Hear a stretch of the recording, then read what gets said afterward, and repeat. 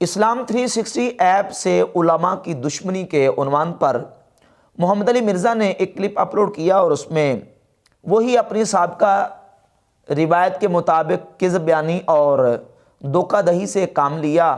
اس میں دعویٰ یہ کیا ہے کہ زاہد حسین چیپا صاحب کی ایک خوبی یہ ہے کہ انہوں نے فرقہ واریت کی لعنت سے بالا تر ہو کر تمام مکاتب فکر کے تراجم اس میں ڈالے ہیں۔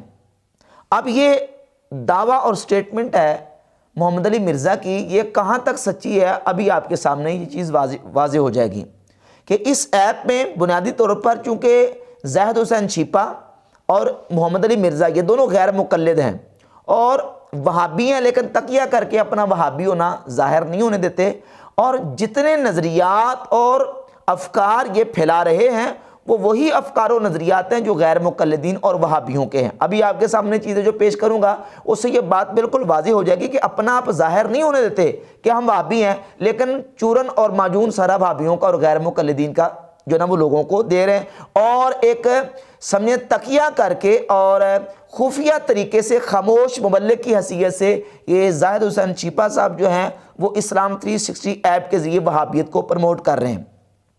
اب جو مرزا نے جو دعویٰ کیا اور سٹیٹمنٹ دی ہے اس میں کتنی صداقت ہے آپ اس کو خود ملاحظہ کر لیں۔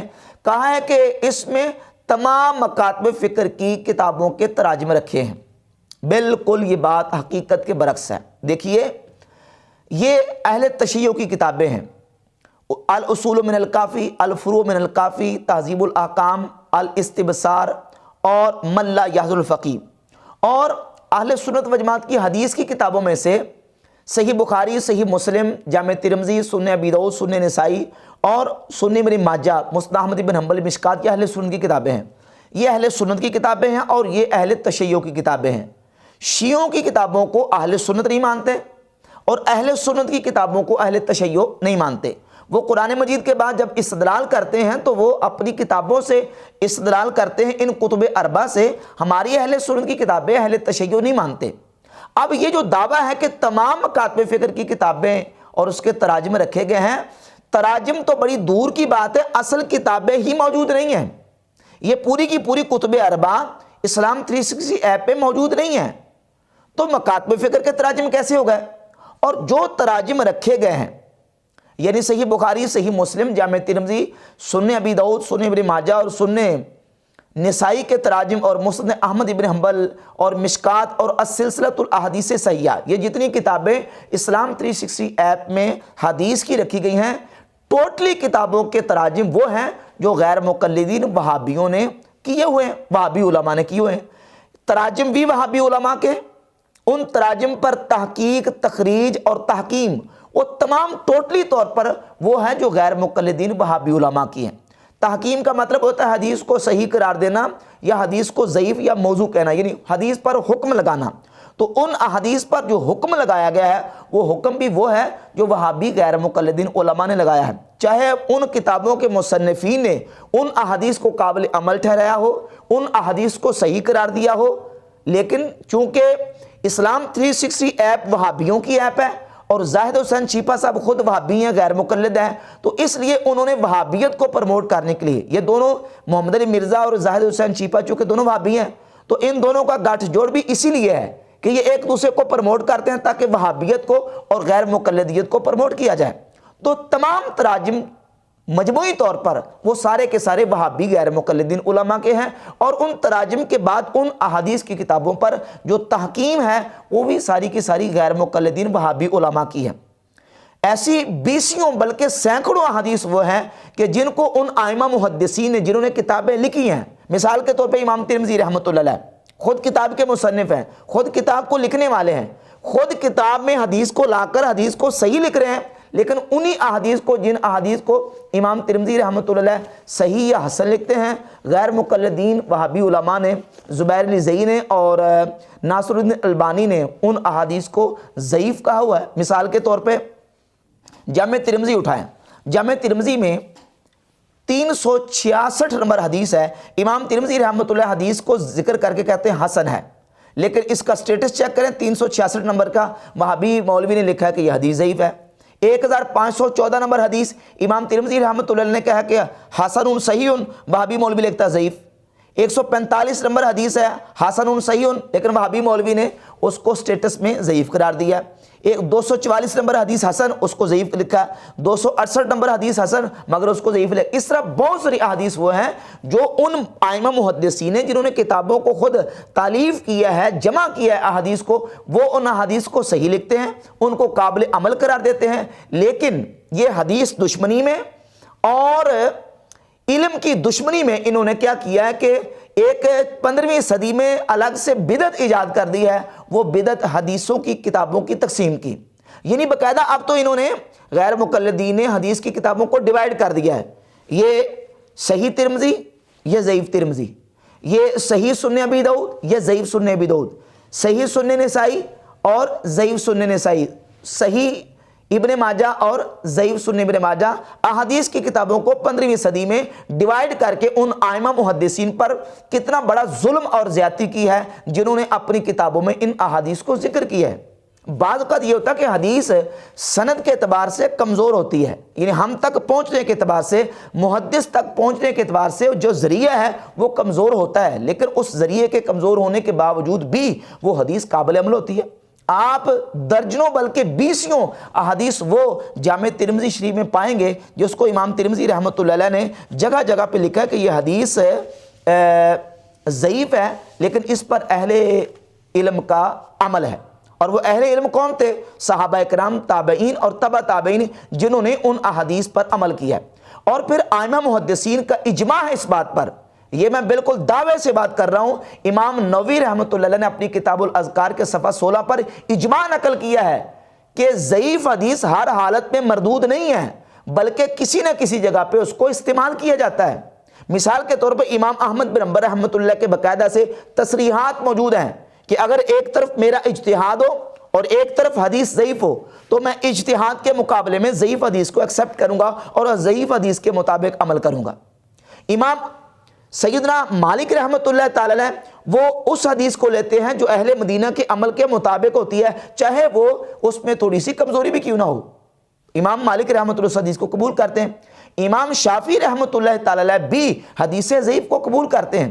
ला वसीयत लिवारिसिन इस हदीस पर अपना कमेंट्स और तबसरा देते हुए रिसाला आपने इमाम शाफी की अपनी किताब है उसमें उन्होंने वाज़ेह तौर पर लिखा है कि इस हदीस पर अहले इल्म का अमल है, लिहाजा ये काबिल अमल है। और ख़ुद इमाम तिरमिज़ी रहमतुल्लाह अलैह के 20 मकामात में से मैं चंद का हवाला आपके सामने पेश करता हूँ। हदीस नंबर 188, 261, 364, 411 और 591, इन अहादीस को ये मैंने मुश्ती अज खिरवारे गुले अज गुलजारे चंद हदीस का हवाला पेश किया है, वरना 20 अहादीस जामे तिरमिज़ी में ऐसी हैं। इमाम तिरमिज़ी रहमतुल्लाह अलैह फरमाते हैं हदीस ज़ईफ़ है व अलैहिल अमलु इंद अहलिल इल्म, यानी हदीस ज़ईफ़ है लेकिन अहले इल्म का इस पर अमल है। और वो अहले इल्म कौन है? जो उनसे पहले हैं, वो सहाबा किराम, ताबईन और तबा ताबईन। हदीस ज़ईफ़ होने के बावजूद भी अहले इल्म उस पर अमल करते हैं और अहले इल्म के अमल की वजह से उस हदीस को तक़वियत मिल जाती है। लेकिन अब इन्होंने क्या किया? इन्होंने अहादीस ज़ईफ़ा को रद्दी की टोकरी में फेंकने का ठेका लिया हुआ है।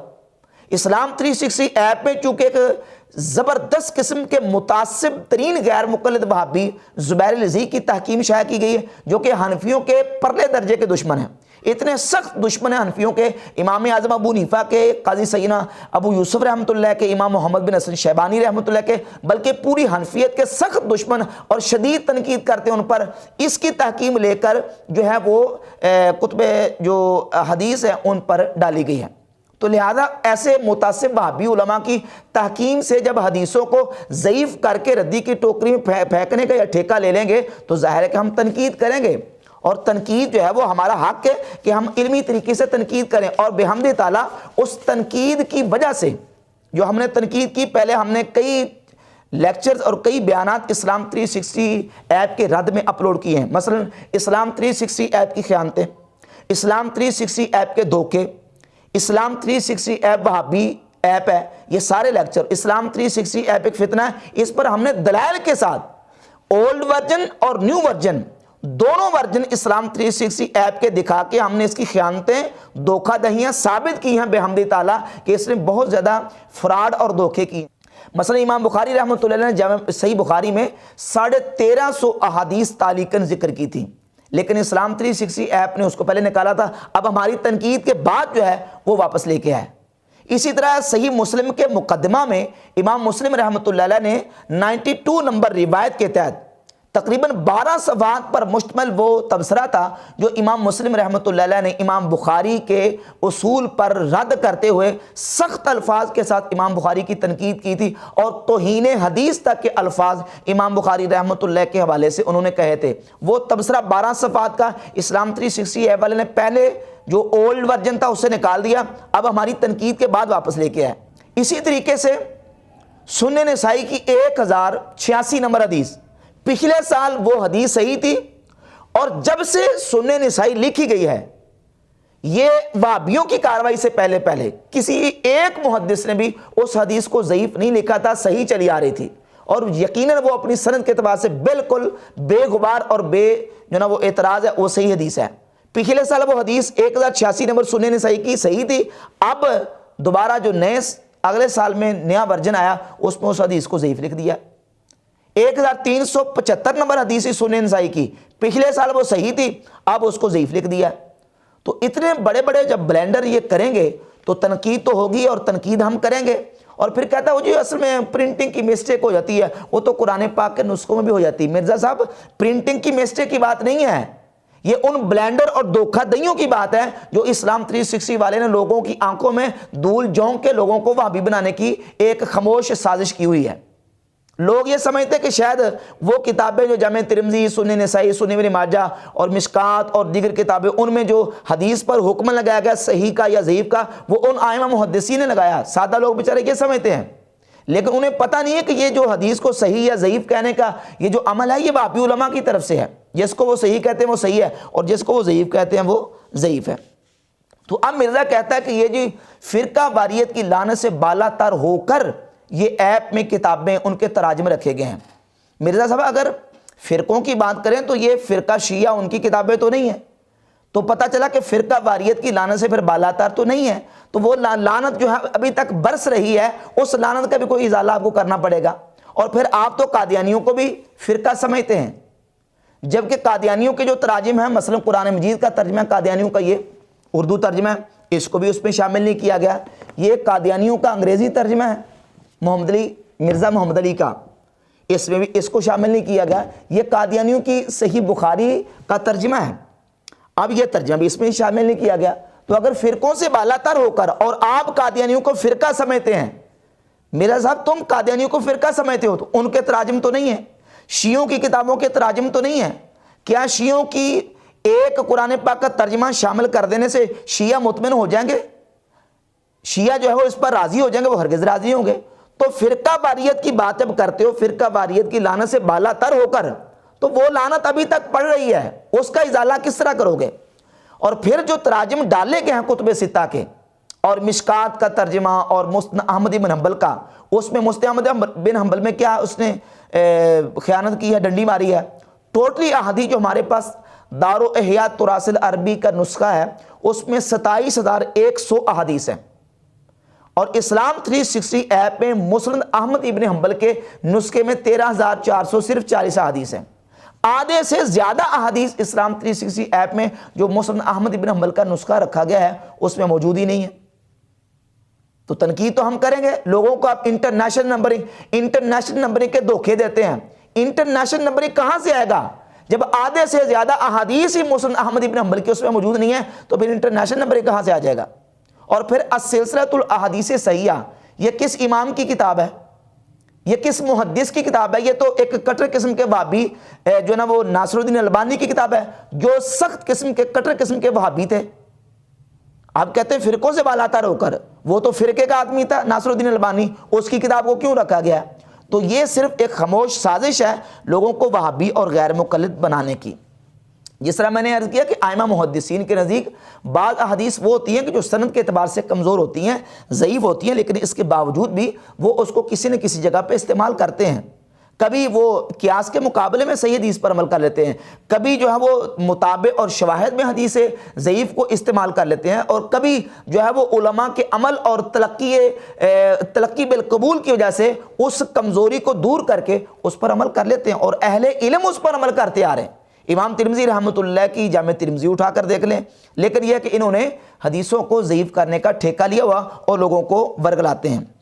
اسی گفتگو میں انجینئر محمد علی مرزا نے کہا کہ ہم نے لوگوں کو متعارف کروایا ہے، لوگوں کو ہم نے بتایا کہ یہ حدیث کی کتاب ہے، لوگوں کو تو حدیث کی کتابوں کو پتہ ہی نہیں تھا۔ یہ کتنی بڑی کذب بیانی اور جھوٹ ہے۔ کیا لوگ اس سے پہلے گھاس کھاتے تھے؟ کیا لوگوں کو اس سے پہلے کوئی شعور نہیں تھا؟ اور تم نے آ کے جو نا آج سے کوئی 5-7 سال پہلے تم نے لوگوں کو بتایا ہے کہ حدیث کی کتابیں بھی ہوتی، کہتا ہے اس سے پہلے لوگوں کو حدیث کی کتابوں کا نہیں پتا تھا، حالانکہ اس سے پہلے بھی تراجم موجود تھے، اس سے پہلے بھی لوگ احادیث کی کتابیں پڑھتے تھے۔ اس طرح کی بونگیاں مار کے مرزا اپنے فالورز کو مطمئن کرتا ہے اور لوگوں کو گمراہ کرنے کی کوشش کرتا ہے، اور پھر کہتا ہے علماء جو ہے وہ اسلام 360 ایپ کی دشمنی کرتے ہیں۔ بھائی اسلام 360 ایپ حدیثوں سے دشمنی کرتا ہے۔ اسلام 360 ایپ والا جو ہے وہ حدیثوں میں اتنی قطر بیونت کرتا ہے کہ آپ اس کا اندازہ آپ ہمارے پچھلے جو بیانات ہیں اس سے اندازہ لگا سکتے ہیں، اور اس طرح کی اس میں جو نا وہ اس نے کارروائی اور اس میں چیزیں ڈالی ہوئی ہیں۔ اور پھر تم جتنی حدیث کی اور جتنی علماء کی، محدثین کی اور ائمہ کی مخالفت کرتے ہو، دشمنی کرتے ہو، امام محمد بن سیرین رحمۃ اللہ کو لعنتی تم نے کہا، امام ابراہیم نخعی رحمۃ اللہ کو ناسبی تم نے کہا ہے۔ اسی طریقے سے جو ائمہ محدثین ہیں ان پر کتنی سخت جو نا وہ تنقید، یہاں تک کہ مقدمہ صحیح مسلم تم نے بیان کرتے ہوئے مدینہ کے 100 تابعین کو نعوذ باللہ چڈو قرار دیا ہے، الیاذ باللہ تعالی۔ اس طرح کے بازاری اور سوقیانہ الفاظ تم نے جو نا وہ امت کے اسلاف پر اور امت کے اولیاء اور اکابرین پر جو بازاری جملے کسے ہیں اس کا تمہیں کوئی پتہ نہیں ہے۔ لہذا اسلام 360 ایپ کے حوالے سے بحمد تعالیٰ ہم نے دلائل اور حقائق کی روشنی میں یہ بات بالکل واضح طور پر بیان کی۔ باقی رہی کہ قرآن مجید اور احادیث طیبات کو پڑھنے کی بات، تو یقیناً قرآن اور حدیث کے ماہر اور عالم کی رہنمائی میں پڑھا جائے گا۔ نبی کریم صلی اللہ علیہ وآلہ وسلم کے صحابہ کرام رضی اللہ تعالیٰ عنہم باوجود اس کے کہ وہ عربی زبان کو جانتے تھے، ان کی مادری زبان ہی عربی تھی، اس کے باوجود بھی وہ قرآن مجید کو آج خود نہیں سمجھ سکے، بلکہ سورۃ الجمعہ کی آیت نمبر 2 میں اللہ رب العزت نے نبی کریم علیہ الصلوۃ والسلام کا یہ منصب بیان کیا ہے، یعلمہم الکتاب والحکمہ، کہ نبی ان کو کتاب اور حکمت کی تعلیم دیتے ہیں۔ اور رسالت امام صلی اللہ علیہ وآلہ وسلم نے صحابہ کرام کو حکم دیا خذوا القرآن من اربعۃ، صحیح بخاری 4999 نمبر حدیث ہے، فرمایا کہ 4 صحابہ سے قرآن سیکھو، عبداللہ بن مسعود سے، سالم سے، ابی بن کعب سے اور معاذ بن جبل رضی اللہ تعالی عنہم سے، ان سے قرآن مجید سیکھنے کا نبی کریم علیہ الصلوۃ والسلام نے حکم ارشاد فرمایا۔ رہ گئی بات یہ کہ کہتا ہے بار بار کہتا ہے یہ علماء کہتے ہیں ڈائریکٹ قرآن نہ پڑھنا گمراہ ہو جاؤ گے، تو اب اس کا مطلب کیا ہے؟ اس کا مطلب یہ ہے کہ اس طرح قرآن نہ پڑھنا جس طرح قادیانی قرآن پڑھتے ہیں، اس طرح قرآن نہیں پڑھنا جس طرح معتزلہ نے قرآن پڑھا، اس طرح قرآن نہیں پڑھنا جس طرح خوارج نے قرآن پڑھا۔ خوارج کی تو باقاعدہ علامت نبی کریم علیہ الصلوۃ والسلام نے بیان کی ہے، صحیح بخاری 6930 31 32 احادیث اور صحیح مسلم میں حدیث کی ہر کتاب میں یہ احادیث خوارج کے بارے میں موجود ہیں کہ یقرؤون القرآن، وہ قرآن بڑا پڑھیں گے، لا یجاوز حناجرہم، لیکن قرآن ان کے حلق سے نیچے نہیں جائے گا۔ اس طرح قرآن نہیں پڑھنا کہ قرآن پڑھ کے امت کو مشرک قرار دو، اس طرح قرآن نہیں پڑھنا کہ قرآن پڑھ کے تم اس کا غلط مفہوم لے کے اپنی من مرضی سے قرآن پڑھو اور اپنی من مرضی کو اور اپنی رائے کو قرآن میں دخل دو۔ جو اس طرح قرآن پڑھے گا یقیناً وہ گمراہ ہوگا۔ یہ ہے اس کا مطلب کہ ڈائریکٹ قرآن نہیں پڑھنا۔ اگر ڈائریکٹ اس طرح پڑھتے ہو کہ تم اپنی رائے کو اور اپنی من مرضی کو اس میں دخل دیتے ہو تو یقیناً یہ گمراہی اور بے دینی ہے۔ تو کیا خوارج جو ہے وہ قرآن نہیں پڑھتے تھے؟ وہ کوئی گرنتھ یا وید پڑھتے تھے یا کوئی اور قسم کی کتاب؟ قرآن پڑھتے تھے۔ اب مرزائی اور قادیانی جو ہے یہ گرنتھ پڑھتے ہیں یا وید پڑھ کے اپنا عقیدہ اور موقف ثابت کرتے ہیں؟ قرآن ہی پڑھتے ہیں۔